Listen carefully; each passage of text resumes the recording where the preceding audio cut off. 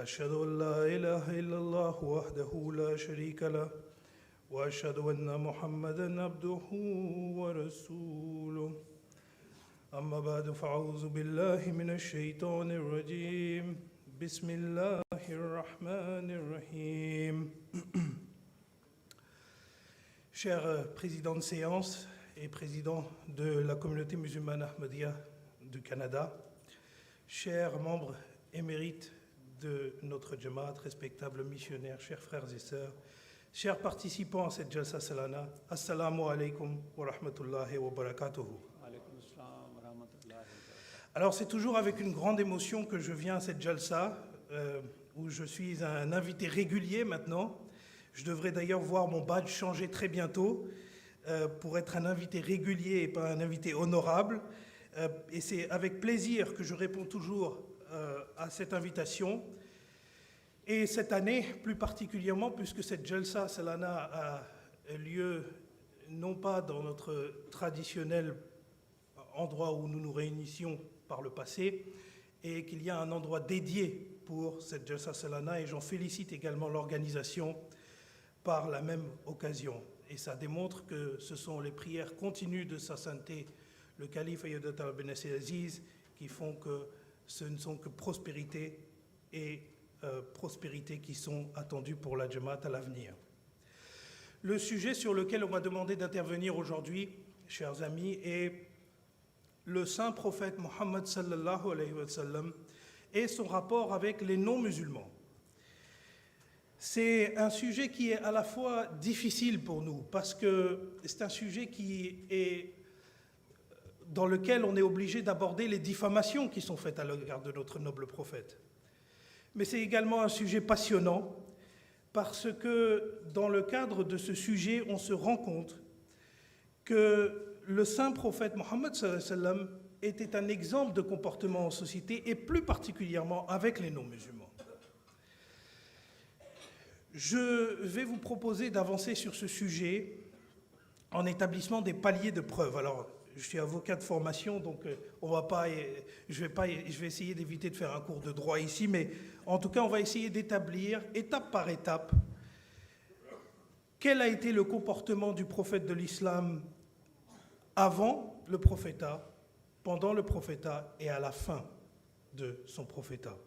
Et donc, si on estime que Dieu nous en préserve, que le saint prophète a été un homme fondamentalement injuste avant qu'il devienne prophète, avant la révélation, eh bien on aura une base solide avec des indices assez concordants pour estimer que peut-être qu'après qu'il soit devenu prophète, il a été injuste envers les non-musulmans. Mais nous verrons que cela n'est pas le cas, et que ce soit avant, pendant et à la fin de sa vie, le saint prophète sallallahu alayhi wa sallam a toujours été un modèle de vertu et a toujours été un modèle de comportement envers les non-musulmans.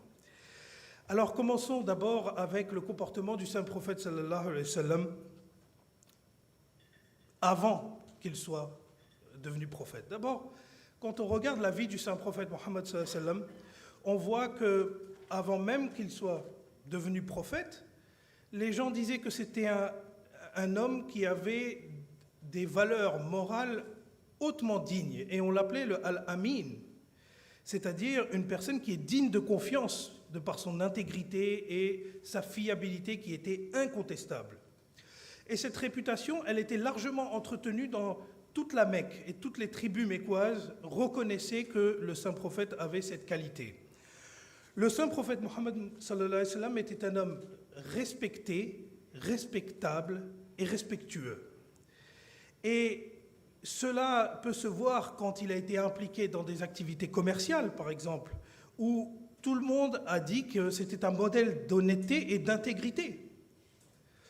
Ensuite, les Mécois connaissaient bien son caractère et le choisissaient souvent comme étant un médiateur dans les affaires même mondaines qui traversaient la Mecque. Alors il y a un exemple mémorable d'avant que le prophète reçoive la révélation, où il a été un arbitre dans un conflit et qui est très intéressant pour les besoins du sujet d'aujourd'hui. Lorsqu'il y a eu la reconstruction de la Kaaba, qui avait été endommagée en raison d'inondations, la tribu des Quraysh a entrepris de la reconstruction de cette Kaaba. Lorsqu'il s'est agi de déterminer quelle serait la tribu qui allait porter la pierre depuis l'endroit où elle se situait jusqu'à l'endroit où les constructions étaient réalisées, il y a eu un conflit qui a véritablement divisé les tribus, à un tel point que les tribus en étaient arrivées à préparer leurs armes et à faire le serment de mourir pour cette bataille qu'ils considéraient comme étant une bataille sacrée. Et donc c'est alors que le saint prophète sallallahu alayhi wa sallam intervient dans cet incident. Mais comment il intervient? Alors Abu Umayya bin Mughira, qui était une des parties prenantes à ce conflit, propose la résolution suivante aux différentes personnes qui sont dans ce conflit. Ils disent que, écoutez, on ne va pas se mettre d'accord, alors il faut se dire que la première personne qui demain va venir à la Mecque, eh bien, sera l'arbitre de notre conflit. On le désignera comme étant l'arbitre du conflit. Et la première personne qui entra à la Mecque, ce fut ni plus ni moins que notre noble prophète, le saint prophète Mohammed sallallahu alayhi wa sallam. Et regardez la beauté avec laquelle le saint prophète Mohammed sallallahu alayhi wa sallam va résoudre le conflit. Il va dire à chaque tribu, il va poser son propre drap sur le sol, mettre la pierre noire par-dessus, et puis il va dire à chaque tribu de tenir chaque côté du drap, et puis de l'emmener jusqu'à l'endroit où la reconstruction prend place. Et donc ici, le saint prophète Mohammed sallallahu alayhi wa sallam, au lieu d'accentuer un conflit, il a réellement fait en sorte de ramener la pacification entre les personnes qui étaient dans ce conflit. Et toutes ces tribus qui en étaient presque venues aux mains, qui allaient mener une bataille les uns contre les autres, simplement en raison de l'absence d'unanimité parmi elles, eh bien, se retrouvent à accepter cette décision pondérée du saint prophète Mohammed sallallahu alayhi wa sallam. Il y a également un autre événement que je voudrais ici mentionner, qui date d'avant la révélation du saint prophète Mohammed sallallahu alayhi wa sallam, c'est la création de Hilful Fuzul, qui était une association qui se traduit littéralement comme l'Alliance de la Vertu.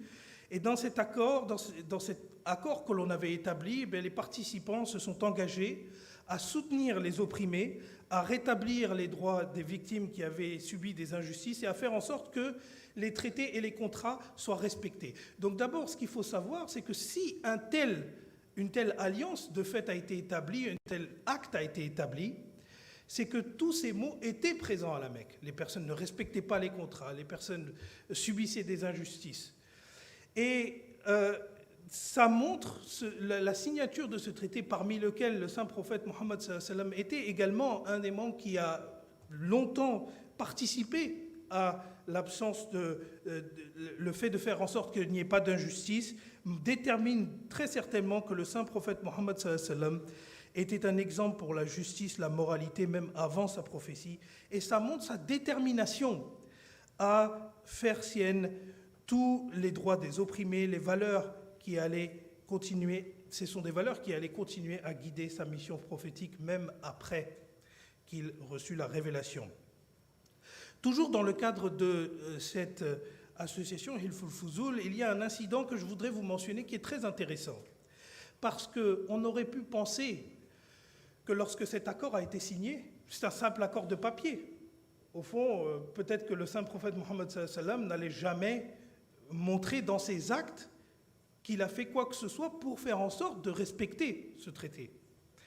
Eh bien, il y a plusieurs incidents, mais j'en ai relevé qu'un seul, c'est qu'il y avait un homme de la tribu des Marzumi qui avait emprunté une chamelle à un homme de la tribu des Quraysh. Et au moment où il fallait rendre cette chamelle, eh bien, la personne de la tribu des Quraysh disait non, je ne vais pas te la rendre parce que cette chamelle, eh bien, elle est agressive, elle est enragée et elle est possédée par des esprits. Alors cette excuse était clairement une ruse de la part de cet homme pour faire en sorte de ne pas restituer cette chamelle. C'est alors qu'il y a plusieurs personnes qui ont été impliquées dans ce conflit et le saint prophète Mohammed sallallahu alayhi wa sallam a également été saisi de cette affaire. Et le saint prophète Mohammed sallallahu alayhi wa sallam décida d'aller en tant que médiateur au contact de cette personne. Alors il se rendit chez cet individu pour lui parler de cette affaire. Et lorsqu'il arrivait chez cet individu, il continuait à dire, voilà, elle est possédée, cette chamelle, elle est enragée, donc on ne peut pas la restituer. Le saint prophète Mohammed sallallahu alayhi wa sallam demanda à voir la chamelle en question. Et quand il la vit, il posa doucement, délicatement sa main et lui parla calmement. Et la chamelle, qui était très agitée, elle s'est finalement agenouillée devant le saint prophète sallallahu alayhi wa sallam. Et donc le propriétaire de cette chamelle, qui avait vu ses droits violés par la personne qui était membre de cette tribu, était véritablement, singulièrement surpris par cette capacité du saint prophète Mohammed sallallahu alayhi wa sallam à faire en sorte de calmer cette chamelle et de mettre un terme à cette dispute. Le saint prophète Mohammed sallallahu alayhi wa sallam a utilisé la sagesse pour répondre à ce différend et a démontré qu'il était une pierre angulaire pour résoudre les conflits à la Mecque, avant qu'il devienne prophète. Tout ça, ça date d'avant la révélation. Et donc ici, on voit que le saint prophète sallallahu alayhi wa sallam, non seulement il a signé ces traités, donc il a signé des traités de paix, des traités d'absence de discrimination envers les gens, mais il a également fait en sorte de les respecter. Il a agi sur ces traités. Il a agi pour faire en sorte qu'il y ait plus de paix au sein de la société. Aujourd'hui, malheureusement, on voit qu'il y a souvent des traités qui sont signés avec des grands principes, mais peu de gens agissent sur ces principes. Et vous voyez que le saint prophète Mohammed sallallahu alayhi wa sallam, c'était tout le contraire. Et je reviendrai également sur l'importance de respecter les traités sur certains incidents qui se sont passés après la révélation. Mes chers amis, il y a un hadith très important du prophète de l'islam qui dit qu'on se rend compte de la réelle valeur d'un homme à deux reprises, lorsqu'on voyage avec lui et lorsqu'on fait du commerce avec cette même personne. Et on voit que même lorsque l'épouse du saint prophète Mohammed sallallahu alayhi wa sallam, Hazrat Khadija a envoyé le saint prophète sallallahu alayhi wa sallam dans le cadre de son commerce, eh bien il revenait toujours avec plus d'argent ou avec exactement le montant qui a été négocié. Et donc, ça montre que même dans les affaires mondaines de commerce, le saint prophète Mohammed sallallahu alayhi wa sallam a toujours été quelqu'un qui a été juste, et dire le contraire revient à diffamer la personne du saint prophète Mohammed sallallahu alayhi wa sallam. Et c'est également la raison pour laquelle je disais en introduction de mon propos, c'est que les gens disaient qu'il était le Al-Amin.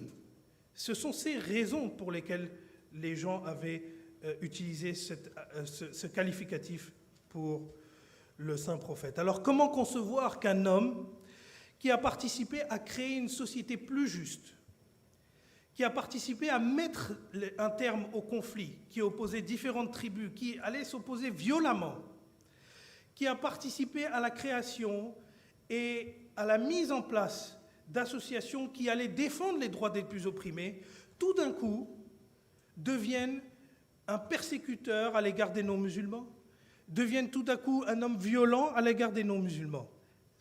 Tout ça ne fait pas de sens.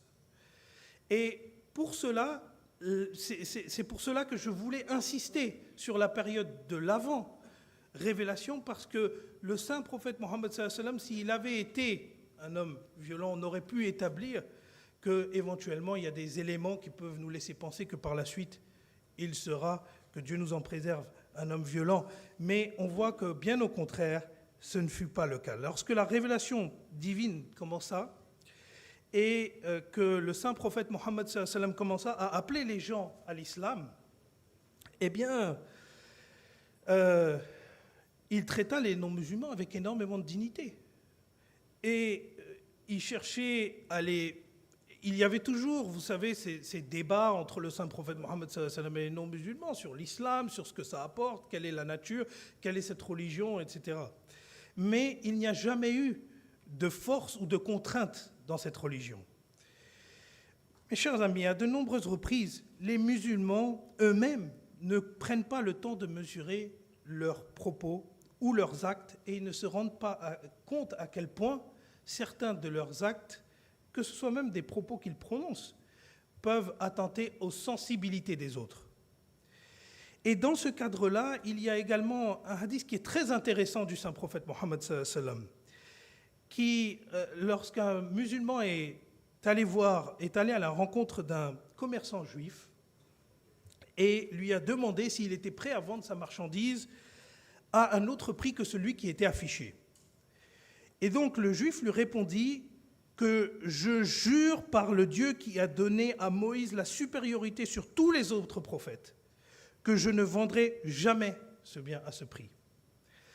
Ce qui se passait, c'est que le musulman a été pris par l'émotion et a mis une claque à cette personne. C'est alors que le commerçant juif s'en alla voir le saint prophète Mohammed sallallahu alayhi wa sallam. Et il se plaignit d'un tel comportement. Et le prophète Mohammed sallallahu alayhi wa sallam convoqua immédiatement la personne qui était concernée pour confirmer la réalité de ses propos. Et le musulman répondit au saint prophète Mohammed sallallahu alayhi wa sallam que la raison pour laquelle il avait giflé le commerçant était liée au fait qu'il a dit que je jure par le Dieu qui a donné à Moïse la supériorité sur tous les autres prophètes. Et le saint prophète Mohammed sallallahu alayhi wa sallam s'est mis en colère et a indiqué qu'à l'avenir, un tel comportement ne sera pas toléré de la part d'un musulman. Regardez la finesse avec laquelle le saint prophète Mohammed sallallahu alayhi wa sallam agissait. Il ne voulait pas que les non-musulmans se sentent offensés par la parole ou les actes d'un musulman. Et donc dire aujourd'hui que le prophète de l'islam était un homme qui a été un tyran vis-à-vis des non-musulmans est absolument faux. C'est une diffamation à l'égard de son noble caractère. L'un des incidents les plus marquants de la vie du saint prophète Mohammed sallallahu alayhi wa sallam a été lorsqu'il a été à Taïf. Lorsque les Mécois ont rejeté le message du prophète de l'islam, le prophète de l'islam a dû partir à Taïf et s'est dit peut-être que les gens de Taïf vont écouter le message de l'islam que je lui ai apporté. Mais les gens le rejetèrent violemment. Et si violemment que même relater le récit est difficile pour nous. Et lorsqu'on rejetait le saint prophète Mohammed sallallahu alayhi wa sallam, il y a eu à ce moment la possibilité, Dieu a donné la possibilité au saint prophète d'anéantir ce peuple. Mais si le saint prophète Mohammed sallallahu alayhi wa sallam était un tyran envers les non-musulmans, dites-moi, à cet instant précis, qu'aurait fait le saint prophète? Il aurait dit, oui, détruisez le peuple, détruisez ce peuple qui a essayé de m'attaquer. Mais non, le saint prophète sallallahu alayhi wa sallam, malgré les persécutions qu'il a subies, malgré le fait qu'il n'arrivait pas à marcher parce que ses chaussures étaient emplies de sang, il a dit non, je ne veux pas que ce peuple soit détruit. Simplement parce que peut-être qu'un jour ce peuple verra et comprendra la grandeur du message de l'islam. C'est ça le véritable caractère du saint prophète Mohammed sallallahu alayhi wa sallam à l'égard des non-musulmans. À une autre reprise, mes chers amis, il y avait des compagnons du saint prophète Mohammed sallallahu alayhi wa sallam qui sont venus le voir. Parce qu'il y avait une personne qui était un non-musulman qui leur menait la vie dure. Et ils sont venus voir le saint prophète Mohammed sallallahu alayhi wa sallam et ils ont dit « Ô prophète, priez pour que ces hommes soient anéantis. » Le saint prophète Mohammed sallallahu alayhi wa sallam tout de suite de répondre « Je n'ai pas été envoyé pour cela. Allah ne m'a pas envoyé pour l'anéantissement des autres. Allah m'a envoyé comme une miséricorde pour l'humanité. » C'est ça le message du saint prophète Mohammed sallallahu alayhi wa sallam à l'égard des non-musulmans. C'est que jamais il n'a été l'avocat de la force. Il a toujours été l'avocat de la modération et de la paix. Il a toujours regardé les musulmans, même en ayant moins de droits que les autres, et a toujours dit accepter cette situation pacifiquement. Alors, qui aujourd'hui, mes chers amis, aurait cette réponse de la part du saint prophète? Les gens pensent généralement qu'il y a un condensé d'insultes à l'égard, d'un mauvais traitement à l'égard des non-musulmans au sein de l'islam. Mais qui aujourd'hui aurait cette dignité face à des incidents pareils Et rappelons que les musulmans ont été persécutés pendant des années. Et jamais le saint prophète Mohammed sallallahu alayhi wa sallam n'a ordonné un traitement inéquitable. Et donc, déjà à son époque, regardez, je vous ai parlé de Hilful Fuzul, je vous ai parlé d'un certain nombre de comportements à avoir vis-à-vis des non-musulmans. Déjà à son époque, on parle des années 600 avant Jésus-Christ, quand on parle, après Jésus-Christ, quand on prend le calendrier grégorien. Donc c'est il y a très très très longtemps. Déjà cet homme qui est venu a apporté une révolution dans le monde à travers des traités, à travers des actes. Comment cet homme pourrait devenir un tyran à l'égard des non-musulmans? C'est tout simplement impossible. Un jour, et ici je vais adresser rapidement la question des voisins, puisqu'elle est aussi très importante dans ce cadre-là. Un jour, Abdullah, le fils de Omar ibn Khattab, est entré chez lui et a constaté qu'il y avait eu du mouton qui avait été préparé. Et il demanda tout de suite, est-ce qu'une partie de cette viande que vous avez cuisinée a été envoyée à notre voisin juif, qui était non musulman donc? Et on lui a répondu que non. Et à l'instant même où il a reçu la réponse non, il a dit, faites envoyer tout de suite une partie de la viande chez notre voisin. Parce que j'ai entendu le saint prophète sallallahu alayhi wa sallam lui-même dire que l'ange Gabriel a tellement mis l'accent sur les droits des voisins que je pensais que nous devions les inclure dans nos héritiers testamentaires. Donc c'est à quel point... Vous savez, les gens pensent qu'on voit la catégorie des non-musulmans comme une réalité abstraite, comme quelque chose qui est général. Mais l'islam nous demande de faire attention à un niveau qui est très très minutieux, qui va même jusqu'à son voisin. Et donc, il n'existe véritablement aucun élément qui pourrait démontrer que le saint prophète sallallahu alayhi wa sallam a été à un moment donné violent ou a eu un comportement inadapté à l'égard des non-musulmans, même lorsque dans sa propre famille, il y avait des personnes qui s'opposaient virulemment à l'islam, qui insultaient même l'islam parfois. Eh bien, le saint prophète Mohammed sallallahu alayhi wa sallam a toujours dit de les traiter convenablement. Et donc, le deuxième calife de notre communauté dit quelque chose de très juste à propos du traitement que le saint prophète Mohammed sallallahu alayhi wa sallam a eu à l'égard des non-musulmans. Il dit qu'en réalité, le saint prophète, sallallahu alayhi wa sallam, s'il a mis l'accent sur le bon comportement dans les affaires mondaines lorsque l'on traite avec toute personne, eh bien, c'est parce que c'est la base de notre spiritualité. Nous ne pouvons pas prétendre à accéder à la spiritualité sans avoir rempli la condition préalable de notre humanité. Et ça, c'est un élément fondamental pour comprendre le traitement du saint prophète Mohammed sallallahu alayhi wa sallam à l'égard des non-musulmans. Enfin, je voudrais aborder deux traités qui sont très intéressants de par leur implication. L'accord de Hudaybiyah, dans lequel ce pacte revenait à préciser que si une personne s'échappait de la Mecque vers Médine, eh bien, cette personne devait être extradée, renvoyée à la Mecque.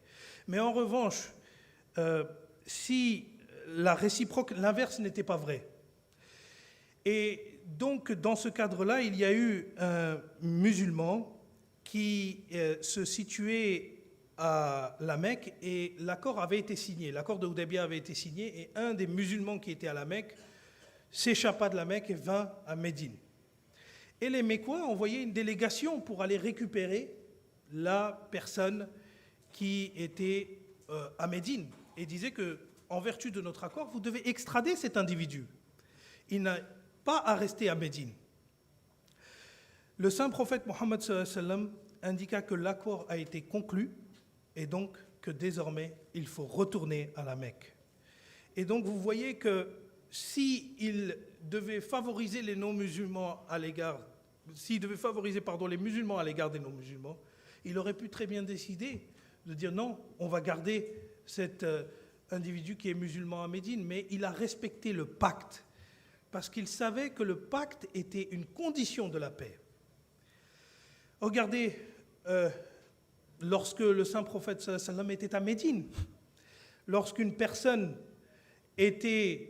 avait commis un acte répréhensible, cette personne pouvait être jugée au regard de son propre livre de référence.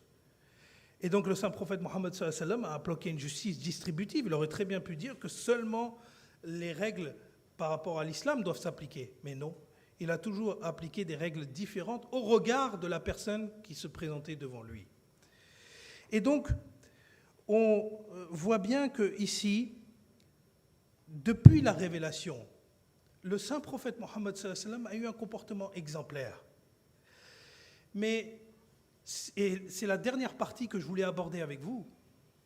C'est que certains diront, oui, mais c'était peut-être pendant une période où le saint prophète sallallahu alayhi wa sallam n'avait pas le pouvoir. Ou peut-être que c'était une période pendant laquelle le saint prophète Mohammed sallallahu alayhi wa sallam n'avait pas d'influence sur les autres. Alors je vous propose même d'aller jusqu'à la conquête de la Mecque.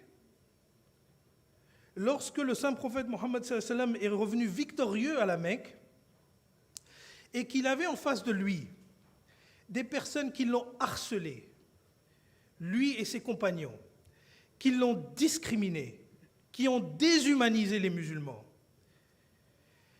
Tout le monde connaît l'incident de Hazrat Bilal qui a été traîné partout dans la Mecque, qui a été persécuté. Et ça, c'est sans citer le nombre interminable de compagnons qui ont subi les pires atrocités par les Mécois. À ce moment-là, le saint prophète sallallahu alayhi wa sallam, il avait le pouvoir. Il avait le pouvoir de punir tous ces gens-là.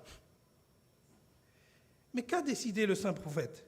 Regardez, et c'est pour ça qu'on dit que c'est un noble prophète.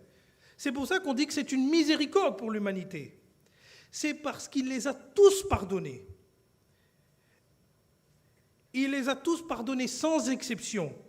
Et vous voyez que même dans le cadre, même lorsque le saint prophète avait le pouvoir entre les mains, il n'a jamais utilisé ce pouvoir pour abuser des non-musulmans ou faire en sorte de les soumettre à un traitement qui soit inéquitable.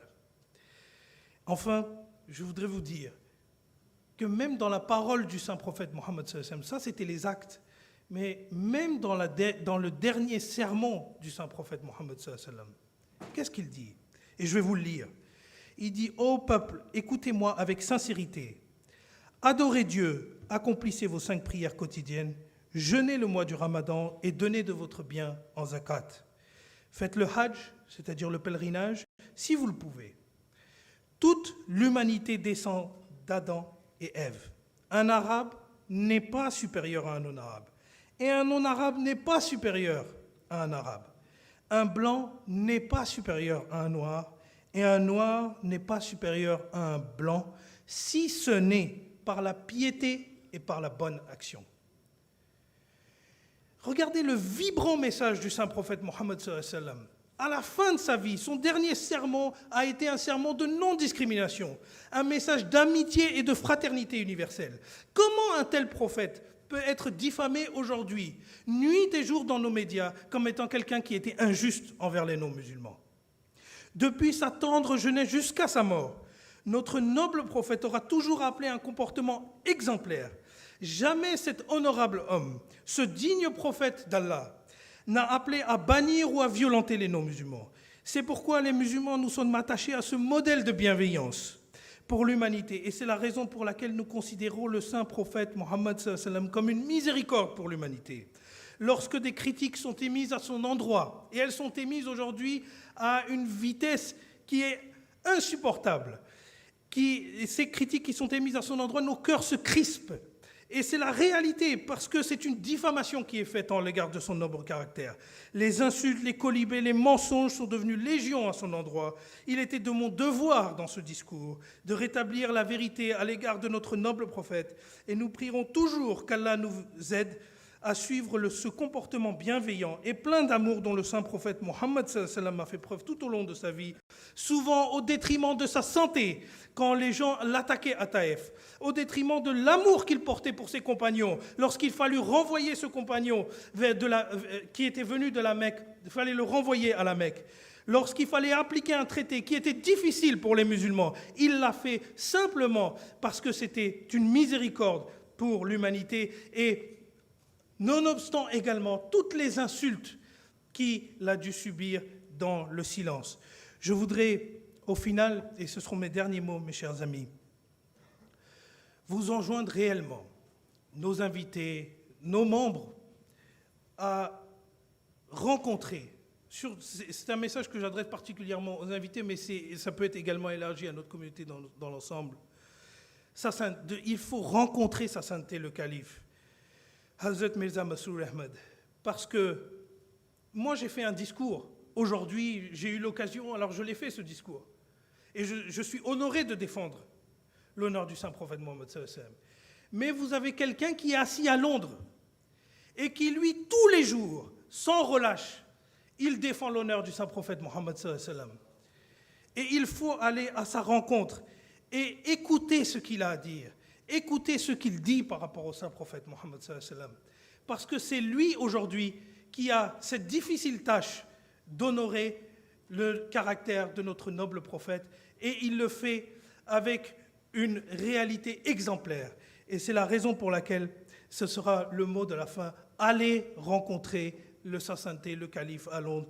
Que Dieu nous vienne en aide afin que nous puissions accomplir ce but, qu'Allah nous soit constamment avec notre bien-aimé calife, Hazrat Mirza Masroor Ahmad Ayyadullah bin Aziz, et qu'il soit son aide de tout instant, et surtout qu'il nous aide à véritablement comprendre.